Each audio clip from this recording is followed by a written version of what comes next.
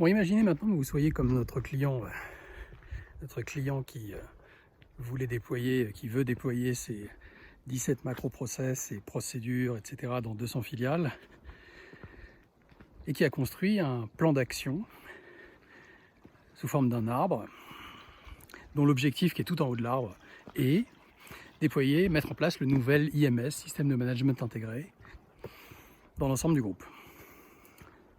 Vous regardez cet arbre et projetez-vous 2 minutes sur le fait que vous êtes en train de regarder un sapin de Noël et que chacun des objectifs est une boule accrochée à ce sapin. Et vous avez donc 7400 boules dans le sapin.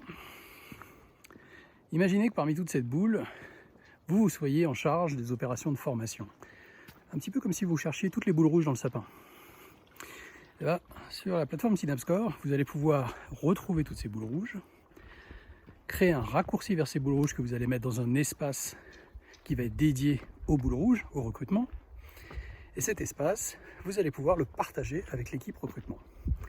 Vous allez, comme ça, avoir un accès direct à l'ensemble des actions de formation, pardon, pas de recrutement, de formation du programme de transformation. Ce que vous venez de faire, si quelqu'un, par exemple, s'occupe du déploiement de la procédure numéro 13, le macroprocess numéro 13 sur les 17, il va pouvoir faire la même chose.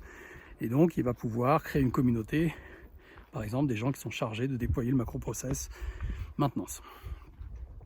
Alors en fait, quand vous créez ces espaces dans lesquels vous placez des raccourcis vers des objectifs, eh bien, vous permettez en fait à des groupes de personnes de créer de la cohérence dans l'arbre. Finalement, toutes ces boules rouges, ou toutes ces boules carrées, ou toutes ces petites boules, vous allez leur donner de la cohérence multidimensionnelle. Et ça, c'est un élément qui est extrêmement important, parce qu'on se pose toujours la question de savoir, quand on a un plan de transformation, je le déploie par pays, mais comment je fais la cohérence par fonction, et comment je fais la cohérence par pays, etc., etc., etc. Et bien là, en fait, c'est très facile. Les personnes qui sont chargées d'apporter de la cohérence dans une dimension vont pouvoir le faire. Ça va un peu au-delà d'ailleurs, parce que vous pouvez aussi créer un espace partagé dans lequel vous allez mettre tous les objectifs les plus critiques, par exemple des jalons importants dans le projet de transformation, que vous allez suivre en tant que tel. Donc l'équipe PMO va pouvoir suivre les jalons clés. Et en fait, c'est en créant cette cohérence multidimensionnelle que vous allez pouvoir mener de façon simple et très décentralisée des plans d'action très complexes. Puisque, rappelons-le, un plan d'action complexe est un plan d'action multidimensionnel.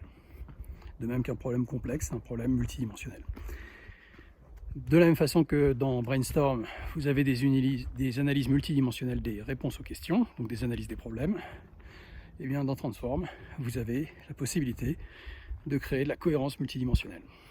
Voilà comment la plateforme est aujourd'hui l'outil le plus performant du marché en matière d'analyse et de résolution des problèmes complexes.